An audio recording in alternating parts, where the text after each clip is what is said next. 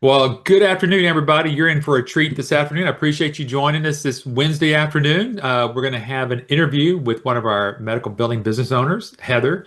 You are, like I said, just in for a treat. I got to meet her right before we got started here, and it's exciting to hear what she's doing and how she's been able to take uh, the business opportunity here through American Business Systems and create an incredible business. So I'm looking forward to hearing a little bit more from her. So a lot of you've joined us before. You kind of know what we're going to go through here. I'm going to just do a quick little introduction here. Obviously today we're going to be talking with Heather, but one of the things I need from everybody that's on here today is to make sure that you hear me. So if you'll do me a favor, if you'll go to the Q&A box and just type in where you're located. You just need to put in the city and the state maybe.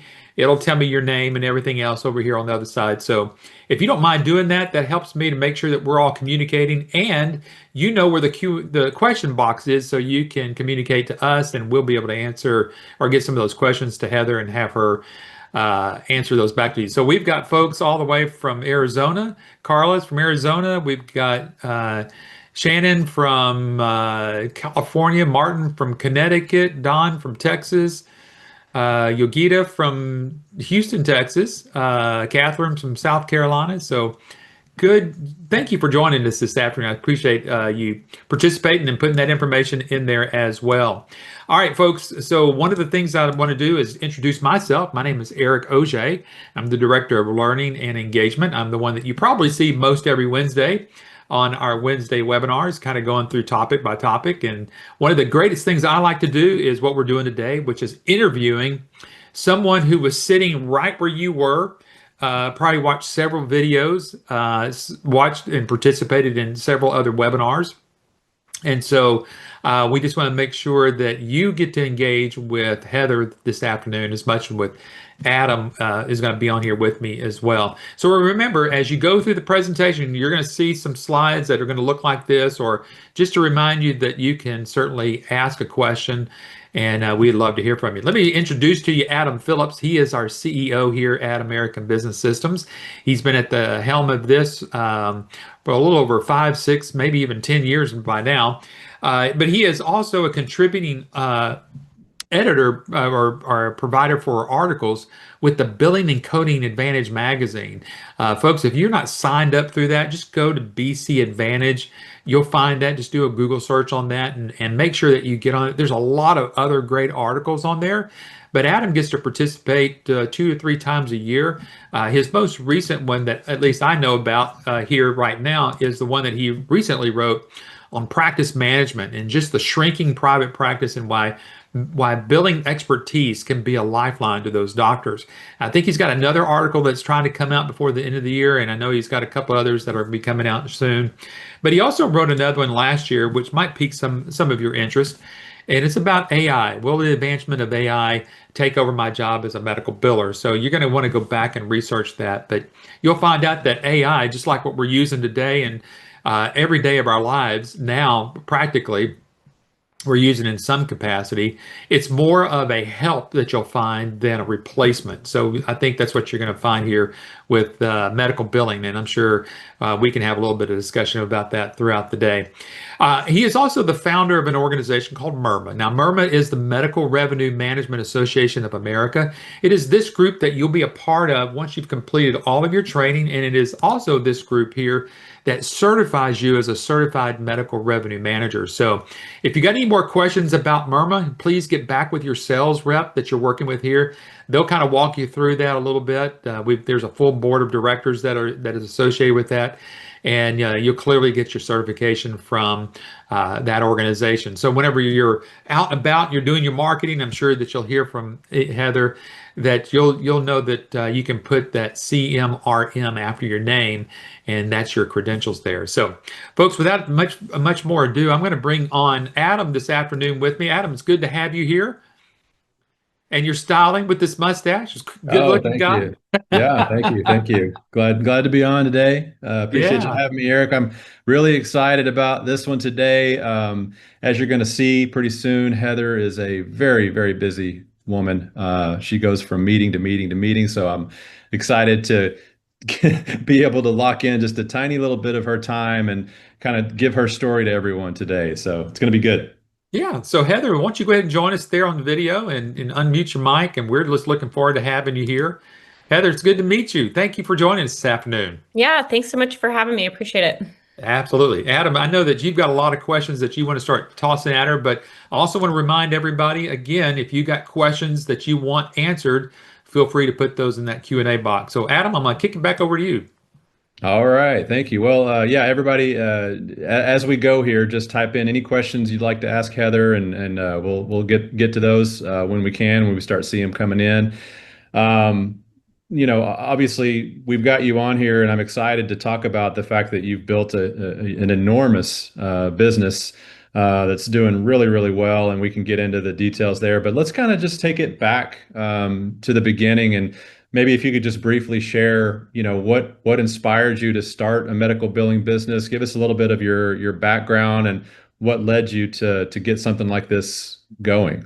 Yeah, of course, happy to. So, my husband and I developed and built our business together, and this was January of 2022. I think it was January 6th, I think was actually when we signed up.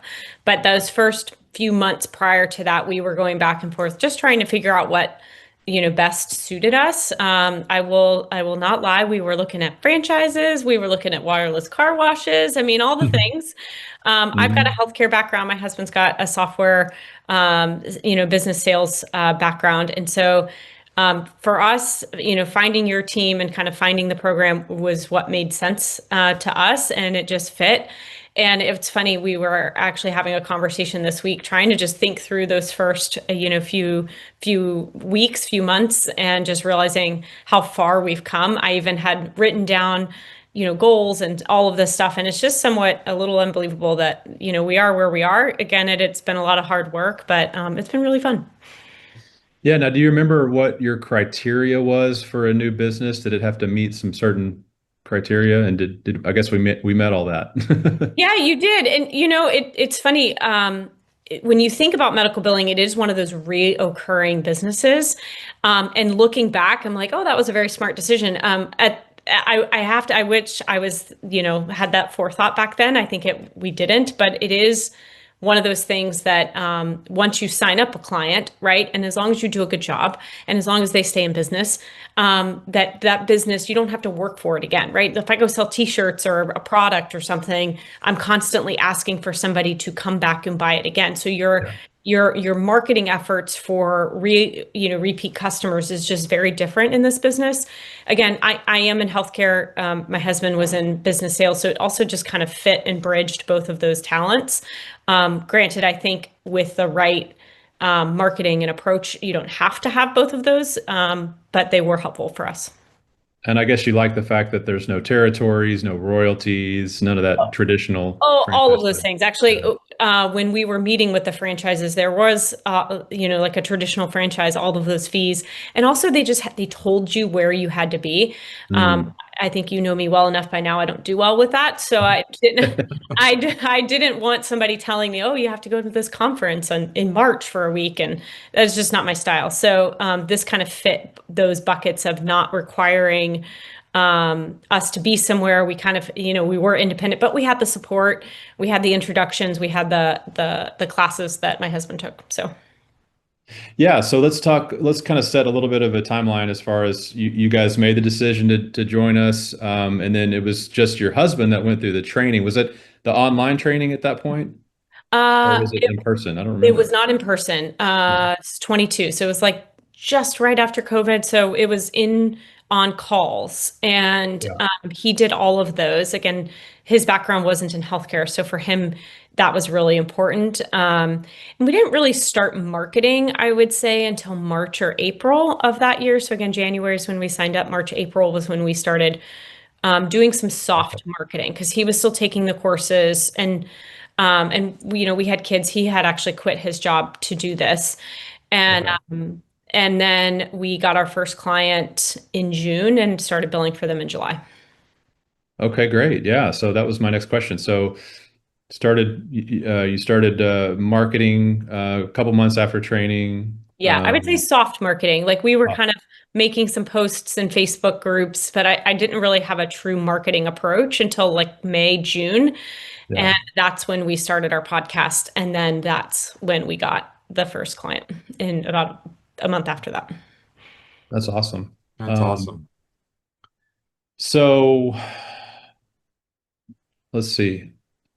So so the first client, what was the marketing? I mean, obviously you were kind of trying to figure out what marketing fit your style and you guys' backgrounds and all that. So what really did you get attracted to? I mean, we can talk about the podcast here in a minute, but um, what were the most attractive marketing methods to you that you guys felt comfortable with, and what was that first client like as far as the size and the specialty and stuff like that?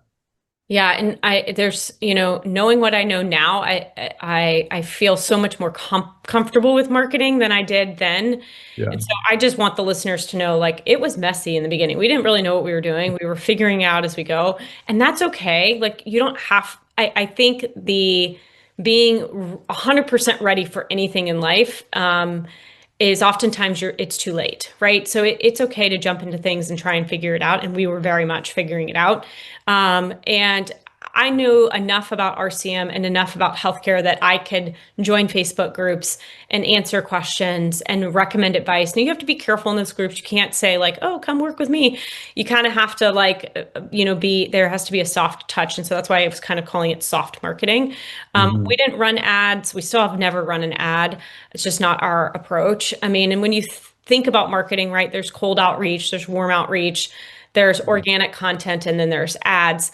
And I would say for us, organic content, creating blog posts, creating podcasts felt more natural to us. Mhm. But for other people, there are many different ways to do marketing. You have to find what your superpower is, what you're comfortable with, what you have experience with, or what you're willing to figure out.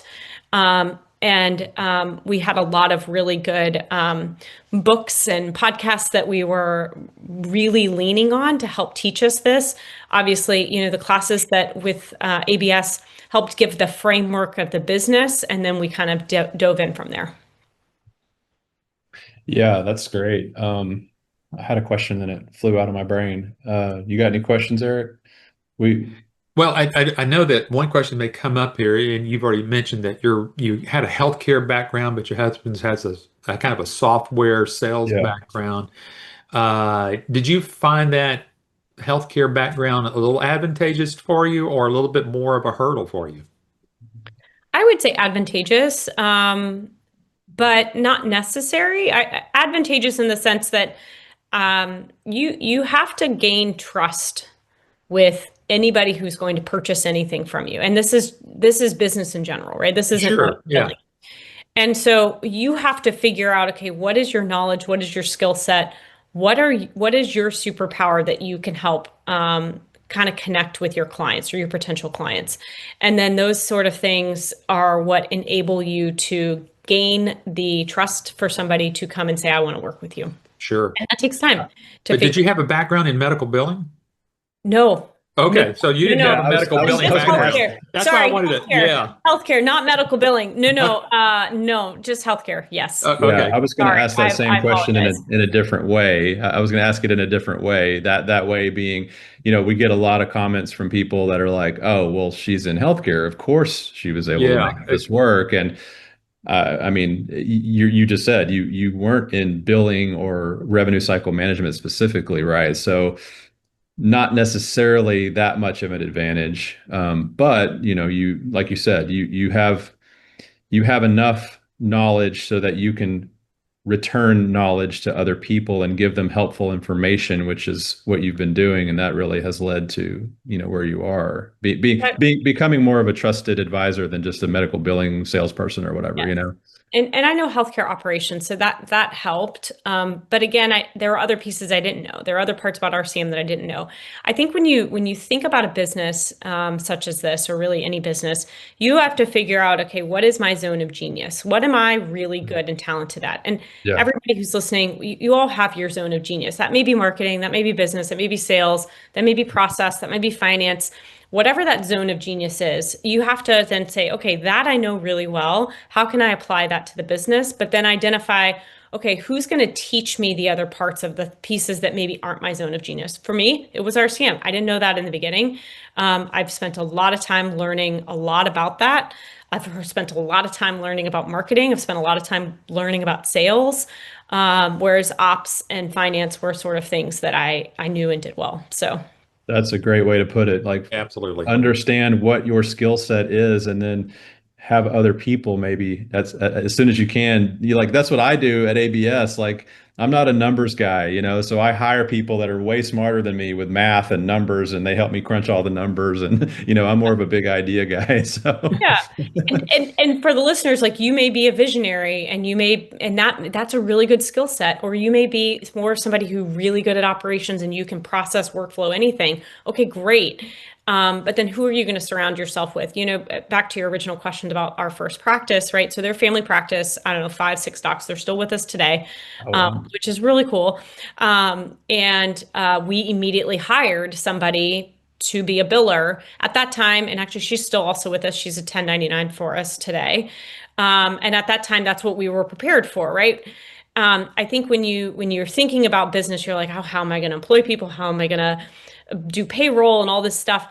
One thing at a time. Once you get your Yeah. client, then you can figure out, okay, are you going to do the billing or is somebody else going to do the billing? And then you build on from there. And now we have 70 people that work with us, the majority of which are more of in a W-2 type role, but we still have, 1099 or contractor relationships that we utilize pretty heavily. It just has evolved over time and it'll continue to evolve. Yeah, so you just answered a question from Yogita asking how big was your first client. So it was a family practice, four or five doctors in one, you said.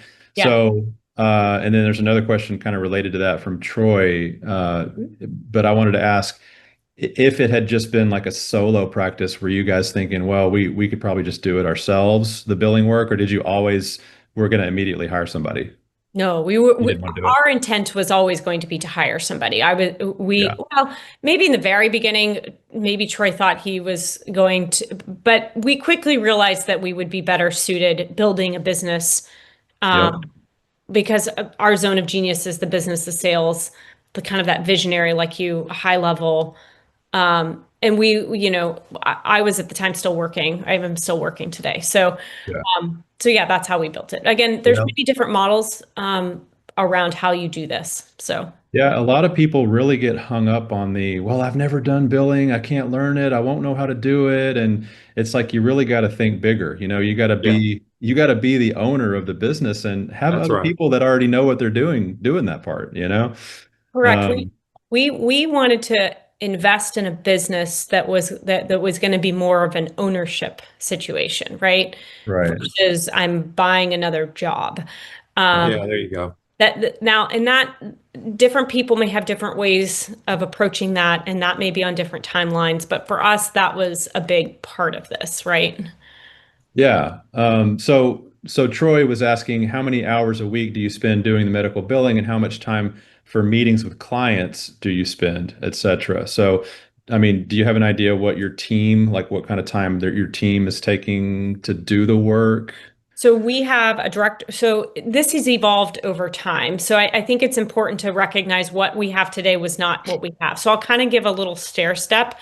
In the beginning, all of my time, my personal time and Troy's personal time was on client satisfaction meetings of such and building processes with our team, Hmm. dashboards and so forth. And then the individual that we hired was doing the physical medical billing, which I would say was about 20 hours a week for that practice, maybe 25. Granted, she was an experienced and isn't, she's still with us, is an experienced biller, who was taking on that account. And so, as it has evolved, right now we have a director of operations who manages day-to-day ops.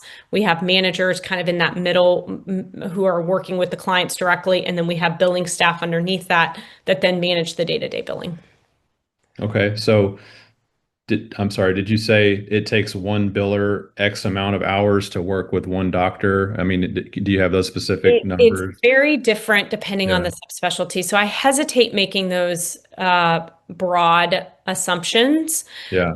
She was not a full FTE working on that account. It has grown. It depends on their accounts receivable. It depends on their process. Um, and it depends if they're full-time staff and so forth. So I'd have to think about that more. I think right now they're at about 1.5 billers for that size practice, and there are probably 6 docs. Net receipts are probably 180 to 200,000 a month. So one and Yeah. a half to 2 billers, I would say, is kind of where they're at.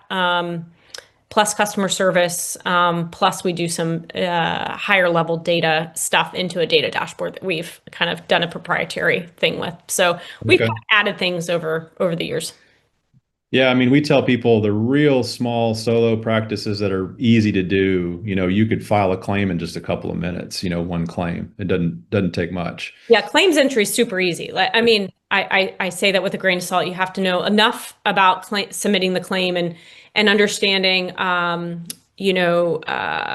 you changing anything, or how do you evaluate rejections? And that piece is not terribly difficult. The time consuming is the accounts receivable, calling the insurance, and then correcting the claims. Again, Sure. not all and very hard. It's just you've got to understand what part of the process you're going to be doing day to day. So you, from the beginning, were just focused on, were you doing business development marketing, or was it your husband mostly doing that? It was together, I would say. With over time, I think I've done the most of it, but in the beginning, we were both focused on that. Yeah. So, I mean, to keep going with Troy's question, I mean, how much time in the beginning or now, are you spending with meetings with clients and maybe new potential client calls and stuff like that? So Troy and I only handle new client meetings those first few times, and then we hand it off to the team. So I Oh, would say the majority of the work is all being done by our team at this point. wow. Okay. That's awesome. Yeah, Before we jump on to some of the other questions, I just want to kind of circle back around to something that Heather said, and that is the importance of going into this business as the owner of the business, more of an executive mindset. And I try to talk about that on other webinars whenever people are trying to decide whether this is the right business, because we do get a lot of people ask, well, I don't know medical billing, I don't know the codes. And I said, look, you can always hire that out. Sounds like that's what you've done. But you and Troy, it sounds like you guys have gone in with this, hey, we are the owners of a medical billing business. We're not just the employees of a medical billing business. correct. Yeah. That for us, I mean, is it Warren Buffett who talks about trading time for money? Mhm. I mean, Yes. I think to some degree we were hoping to find a business where we had a really good team to support us. And I will preface though, in the beginning, it was a lot of work where we were working very Sure. differently than we are now. Like we were working and spending every waking hour on in the business, right? Not just on the Mhm. business, but in the business. Sure. There's a difference there. In the business means I'm answering the emails and I'm, addressing issues, all of that. So it's changed over time. So your investment, it sounds like you've done a great job of separating the monetary investment to the investment of your time into your business. Not to say that you had to spend more money on that side. You just had to invest the time to let people know that you were in business. That's correct. And other outside of the ABS investment, we didn't have any other monetary investment. So we hired as we grew. Good. That's awesome. Yeah, I'm glad you just mentioned that because Frank asked a question. What was your starting capital investment? Our price has gone up a few times since you guys invested with us. I don't remember what your investment was, but it is 30,000 right now, until we go up in January. We actually are continuing to evolve and enhance the package, and we're adding Zoho CRM, we're adding email drip campaigns, lead magnets, all kinds of cool stuff that we're adding to the package. So we'll talk about that a little bit later. So, what about, I mean, Frank asked about your starting capital investment, but what about, like, do you have an idea roughly what you spent in marketing budget a year in the beginning or now, Zero. or I mean, zero?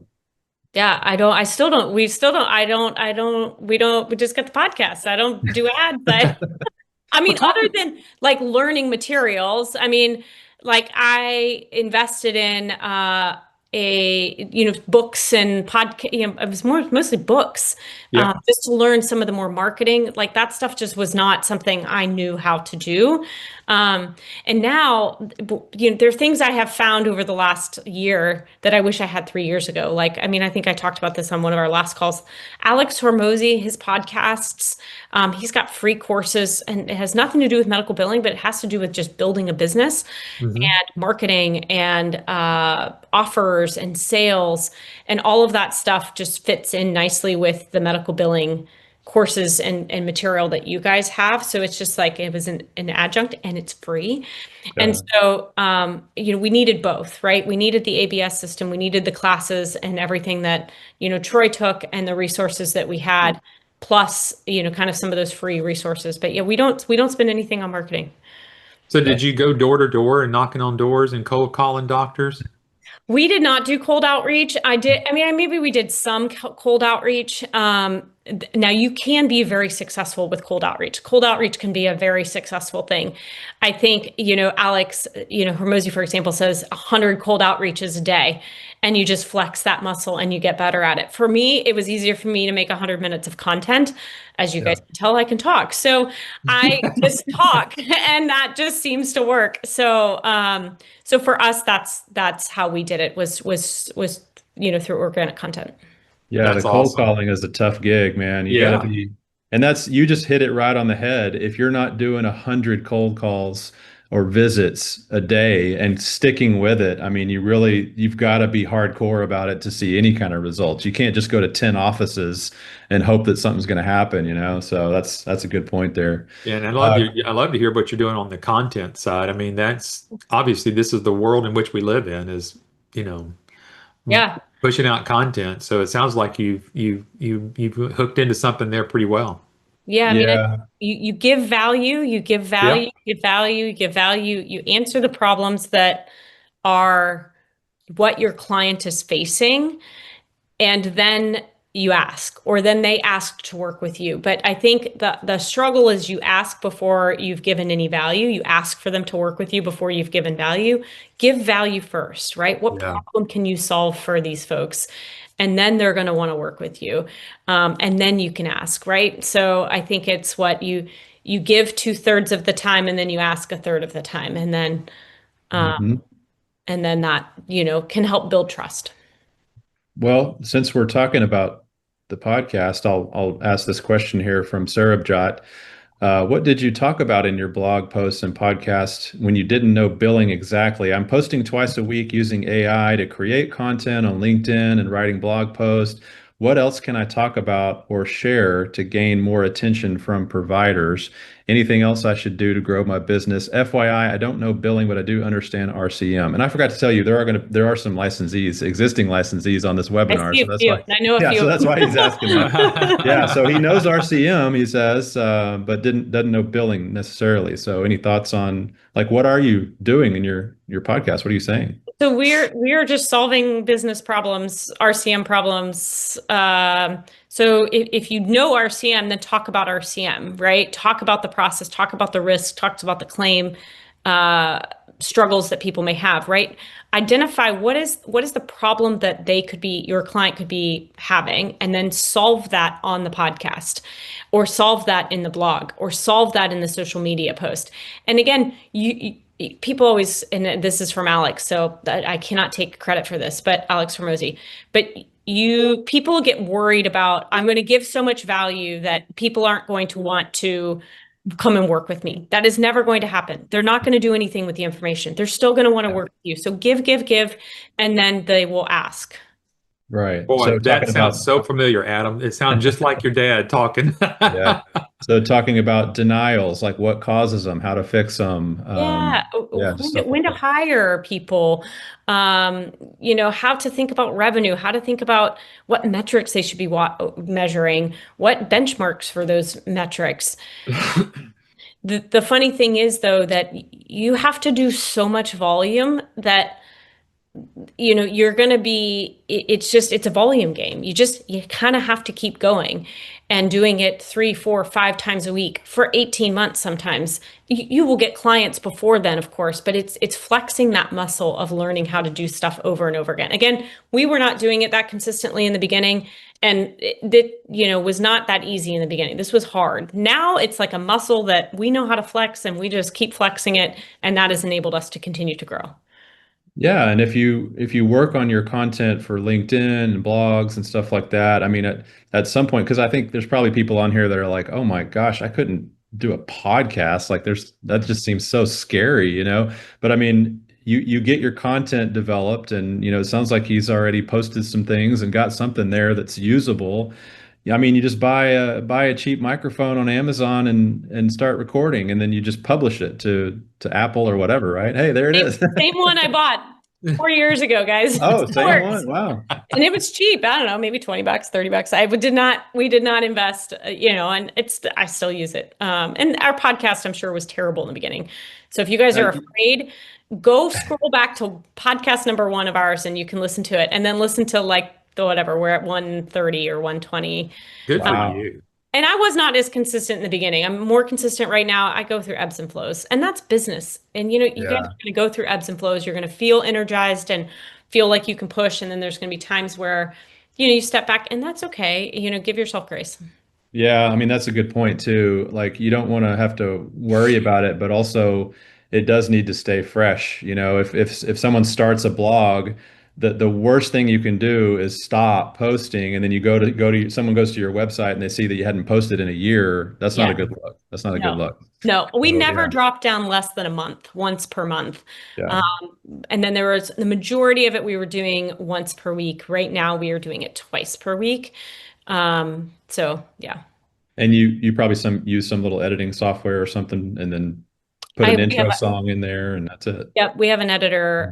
Well, we use Riverside, and then we've in the past used an editor. Just depends on the complexity of the episode if we use an editor or not. And then we use an editor for YouTube. We just started branching out on YouTube.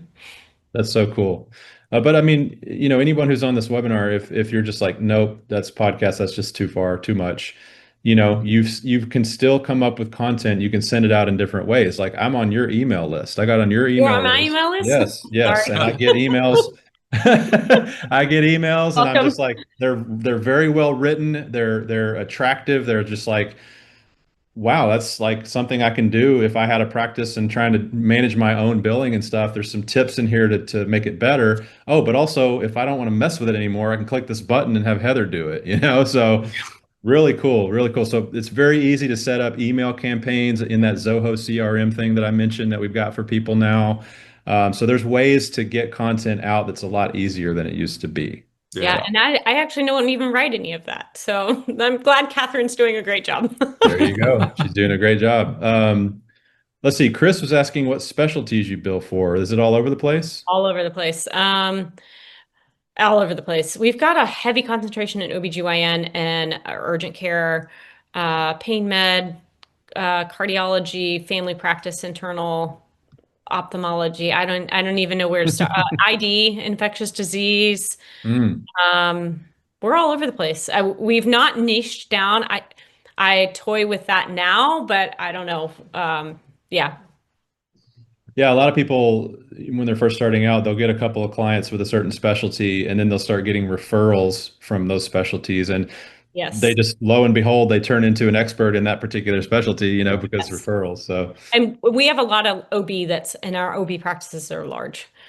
So we've had a lot of that. And you figure out over time, in the beginning, you're just like, okay, I'll take any client that works. yeah, And then over time, you kind of figure out, okay, I really need X, Y, and Z in order for the client success, right? yes, On both ends, right? yeah. Whether that's a subspecialty, whether that's an EMR, whether that's office dynamics, things like that.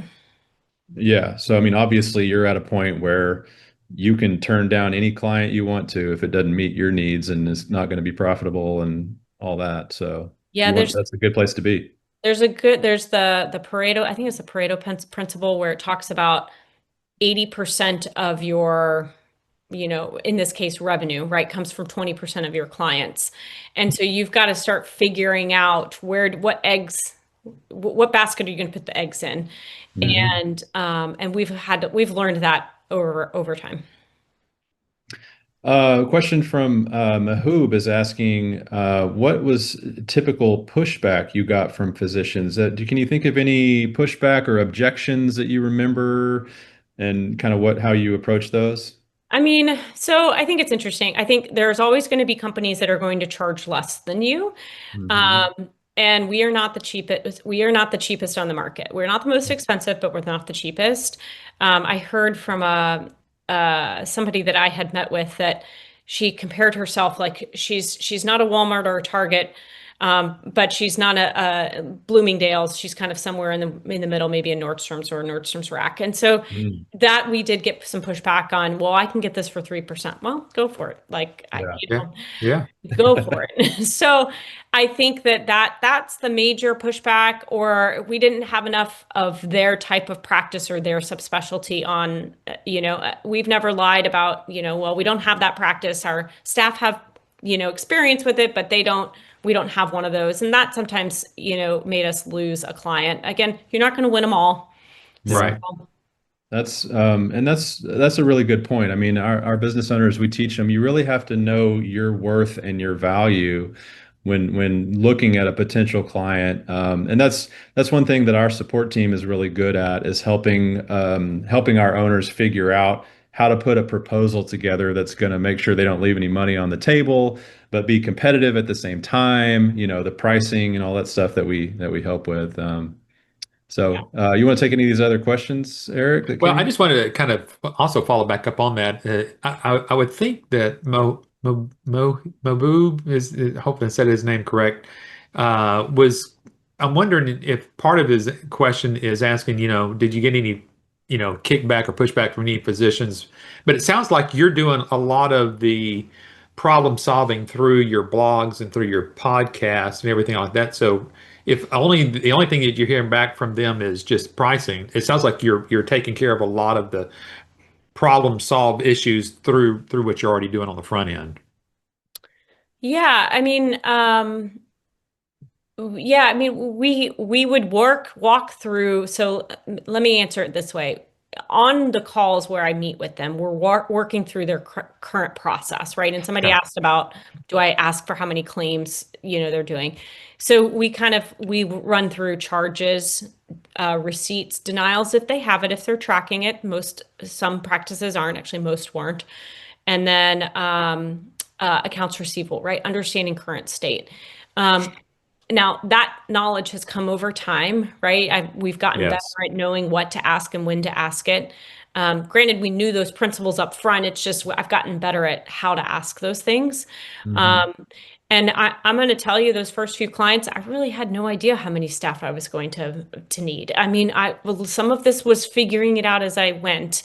I know that you guys provide some recommendations, and those work, but I think you have to recognize that each practice is a little different, right? Their eligibility process is different. They may have a ton of eligibility denials. Their EDI enrollments are a hot mess. And so there's nuances that you just have to figure that out. And that's going to be the case if you go buy a restaurant. That's going to be the case if Yeah. you start a billing business. That's going to be the case if you, go open a laundromat. Like business is about what is the problem I am solving today? Right. And who is going to help me solve that if I am not able to do it independently? That's awesome.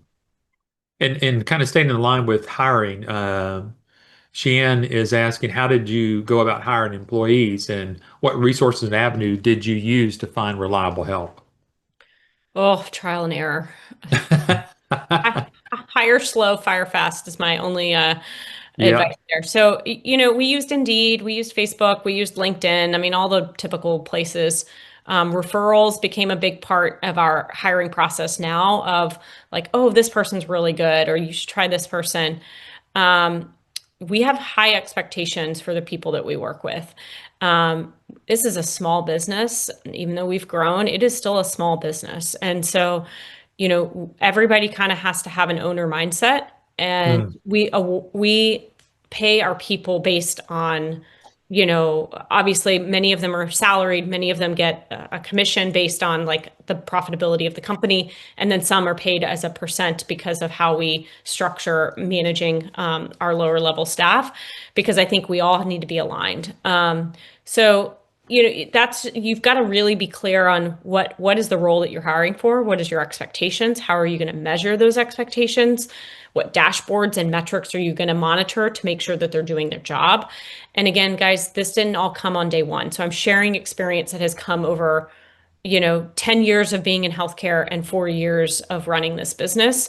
But Mhm. they are lessons that I think are important, and happy to talk in detail about more of those on another talk, because I think we could sit and talk about hiring and how to hire and what questions to ask and what principles are important when you hire somebody, and then how to monitor and hold people accountable, which I think is all part of being an entrepreneur. It's part of being a CEO.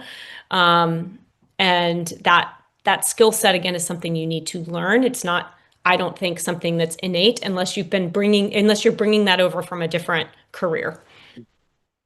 And to go a little bit further on that, for those on here, we have trainers and our support team members that have their own, businesses, billing businesses, and they have hired staff. They've done that. They've been there, done that. So they can certainly guide you on resources and the best way to, hire and all that kind of good stuff. So Yeah, that's awesome.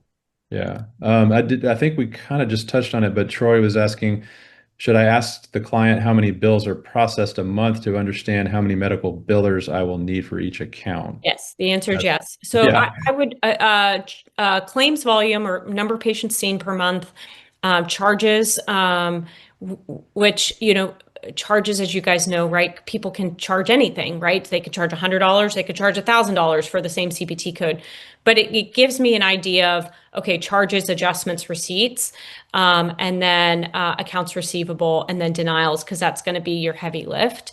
And again, it is going to be a little, you will figure it out as you go. I think really understanding the metrics around what accounts receivable should look like and sit with a practice. And then if you realize you're falling behind on accounts receivable, right? So that's, the money's piling up and hasn't been paid yet, then you're going to start to go, okay, I need to hire another half FTE. I need to hire somebody else to make that AR go down. Again, at the end of the day, your job is to get the practice the money that they need as fast as they can. And as long as you can do that and articulate, what your metrics look like, you're going to have happy clients. Yep. And our team can help you every step of the way. Don't be scared thinking that you have to do it all completely alone. Yes. So And recognize what I'm saying now. If you were to ask me this January 12th, whatever, right after we signed with you guys, I wouldn't be able to rattle this off. So where I'm rattling off now is very different than I was 4 years ago. So please yeah. recognize that that is a lot of hard work and a lot of work with the ABS resources, and individual mentors along the way. That's Yeah. awesome. Good. You want me to let me ask this one here from Yogita is Yep. asking, did you get the majority of your clients from social media? So talk specifically, because you keep talking about this podcast, so talk specifically about how your first client came about. They listened to a podcast and sent you an email, or what happened there? Or was it So before the that podcast? one was actually a Facebook group that had posted saying, "Hey, I need help." And I just said, hey, we've got a podcast, check it out. And then they emailed. And then I sat in the car, and I remember picking up a kiddo, sitting at the car, trying to figure out, like, how am I going to do this? And a little bit I was, taking stuff you guys had given, and a little bit it was flying by the seat of my pants. And again, that got better over time. And again, we're happy they're with us still. That's And awesome. that was the family practice with four or Yeah. five doctors. Yeah, so it was social media. Yeah. Yeah. So social That media was social came media. through. Yeah, I Right. mean, it was like, and then I handed them the podcast. So then, now we've got people coming to me. They're like, I've listened to you for 30 hours. You're the only person that I want to do our billing. And, again, that's a no like and That's trust awesome. factor. So Well, That's so cool. they've gotten to know you through the podcast. That's clever. that's the thing. And they know Yeah. my personality. They know who I am. Like, I mean, Yeah. and the podcast is very casual. It's very much either me talking or interviewing somebody. Yeah, And because I I've think that's one of the things I talk about. So many people ask, well, how do I get my first client? I said, well, first of all, people got to know that you're in business and you got to be known. And it gets really back to the whole adage, people do business with people they know, like, and trust. And you're doing it on the front end just through a podcast. That's your medium of what you're doing through there. Some do it through social events. And so I think the more that you get out there, the more that you can show your personality. Obviously, people are going to just want to do business with you because they like you. Yep. And my dad used to say, you really only have to know just a little bit more about a certain topic to be perceived as an expert, you know? So That take is that for right. what you will there. Yeah. All And right, what else we got? you think I think it's being committed to listening to what problem they're trying to have. And you don't have to have the solution on the first sales call. You can listen to the problem, go, okay, completely understand, let me put some things together that can help solve these problems. And again, some of that is, okay, then you've got to go figure out, okay, how do I solve their problems? And you have to be committed to following through with that. Hmm. Yeah. Right. Sheehan is asking, you don't have to, if you can just give us a ballpark, what are you charging for your billing services? We charge anywhere from 4 to 8, 9%, depending on size of the client. Yep, that's pretty typical. Yeah. And you really got to get in there and, you know, get an accurate picture as to what's going on and what the situation really is before you can put together a proposal that makes sense, right? Yes, yes. Yeah. But to go back to your comment about, the doctors that are like, oh, well, they're doing it for 3% over here. We've actually heard stories, horror stories of doctors Yeah. that have decided to go that route, the 3% companies. And there's a lot of fine print about, well, you got to actually be billing this dollar amount every month. And if you don't hit it, we charge you more money. And not only that, but, we had that story years ago about that happening. And they ended up, I think it was 3 or 4 months later, they called one of our licensees back and said, "Oh my gosh, this company is a mess." Yeah. It's like you get what you pay for, with those cheap companies. You So do. You do. And we say that, and we've had people that have come back. We had a group that brought it in-house, and then like 3 months later, they were coming back to us saying, no, please help. And so yeah, I mean, and again, you're going to lose some, you're going to win some, we've made some mistakes along the way. It's not been perfect, business is not this linear path. It is ups and downs. yeah, But I think if you're, I guess in the chat, maybe it'd be helpful or to hear, are people employees or are other business owners? Just because I think if you're already in a business, in a different business, right, you already know how to flex that muscle. If you're an employee, oftentimes you want to get out of being an employee so bad you're willing to do anything. So I think for both of those scenarios, entrepreneurship can be very rewarding. yeah, There you go. yeah, for sure. Here, I wanted to ask a question that I haven't seen anybody ask yet, as far as software platform. So, do you have a preferred software platform? Are you utilizing any of our partners that we have, or do you just not even bring that topic up when you're talking with prospective clients, as far as like switching or? We don't switch. Don't Okay. no. Mm-mm. Yeah. We don't. I'm sure there are others that have been successful with that. I know it's just a lot to switch. So 100% of our clients, we are billing in their software. Yeah. I shouldn't say 100%. 75% we're billing in their software. 25% we will have a deal that we bring with the software, and they move to that on a PM software basis. We use ModMed, ECW, let's see, Advanced MD. I mean, several of them. And that's just kind of been an evolution. We used RxNT in the very beginning. I'm not sure who your current partners are anymore. Next Gen, RxNT, and Myriad. Yeah, we don't use any of those. So you haven't had a new client say, our software sucks. Can you help us figure something out here? We recommend ModMed. So if we have a client, we are in love with ModMed, Oh, modernizing medicine. okay. They're Good the to know. Good to my know. favorite. Well, yeah, I mean, we've got three options for folks with different pricing tiers, and they work different for different specialties, and so we can help people navigate that. And a lot of people that haven't become licensees yet, I think they start to think, oh, well, I got to force them to use some other software. No, not at all, as you can Yeah. see.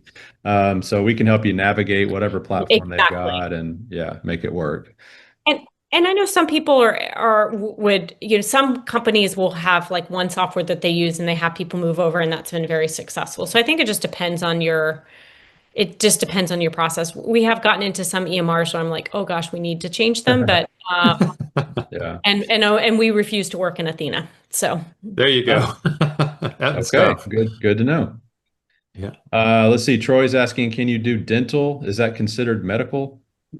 it is, I would say, considered medical. We don't have any dental practices or dental experience on our administrative team, so I probably wouldn't get involved in that at this point just because we have enough of the other stuff. But yeah, you can do dental. I've heard that there's not as much money to be made. I've heard that it's kind of a easier, there's not as many codes, and so it's easier for them to do it in-house. I don't know if that's true or not, but I yeah. wouldn't know the answer to that. I'm sorry. Okay.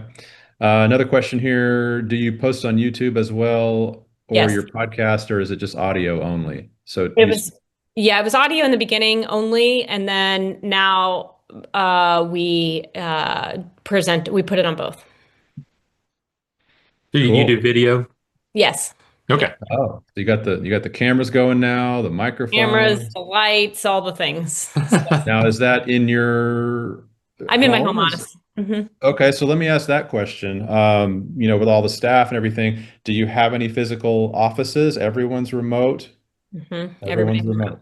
Hmm. That's That's awesome. awesome. That's really good.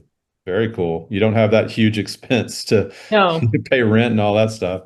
nope. I It's mean, and really, again, everybody has a different preference on that. So, but for yeah. us, that really worked well. And one other question I have, I know we're going to get ready to tie this up pretty quickly, but are all your doctors in your location? Mm-mm. No, I mean, I was in Denver when we started the company. I'm in South Carolina now. We have all over the country. Okay. Actually, the majority of our staff and larger clients are all in California. And I actually just made a trip out there to meet some of them in person in the last 2 weeks. That's awesome to hear that you That's awesome. get to travel for your business and see other parts of the country. And but it's also good to hear that because a lot of people always ask, is medical billing saturated in my location? So I think Oh, there was such a good podcast on this. Again, on Alex Hermosi. You guys can tell I'm a huge fan of his.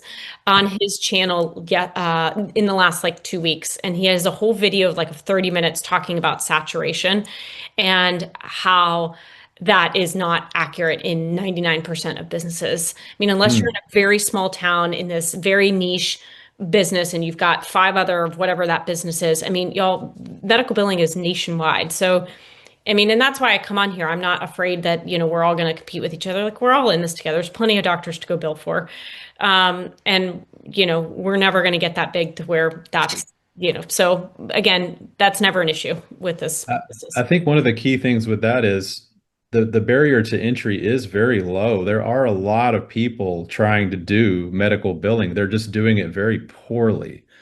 yeah, So, so if I tell people do a Google search for medical billing companies in your area, you're going to find a ton of results. But when you start clicking around, you're going to very quickly see crummy looking websites. They only do one thing. They don't have all the ancillary options, other services. They're not providing any content or any educational materials. It's just, it's kind of a joke compared to what our business owners can provide. When we spend a ton of money on professional, websites that people get, very, very nice looking marketing materials. So it really kind of sets our owners apart. yeah. Um, let's see.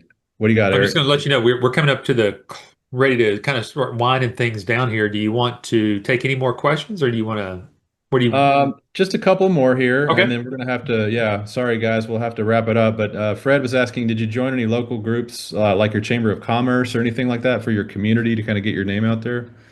We didn't, but we should have. And you can do more, like get out there and go knock on doors and go visit doctors, bring them a pamphlet. I also wrote a book and that helped kind of, give something else to give them. So you can do all of that stuff. We just didn't, but again, those kind of pillars of cold outreach, warm outreach, organic content ads, those are kind of your four areas where you can use for marketing. That joining a chamber of commerce kind of fits into that warm outreach, right? Doing affiliate partnerships kind of also fits into that. And so definitely a strategy to consider. Again, it's where's your zone of genius, right? Are you somebody who can get out there and go do that? With, kind of our setup, I didn't have the ability to do that as easily as I did organic content. So that's what we chose. But that is a Yeah. great option.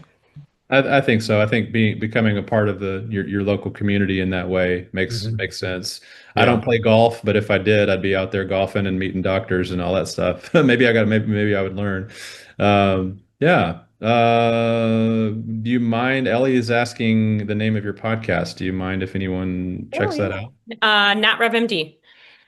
NATREVMD, MD. NatRev MD. So the YouTube would be at NatRevMD, I guess, or Thanks. something like that.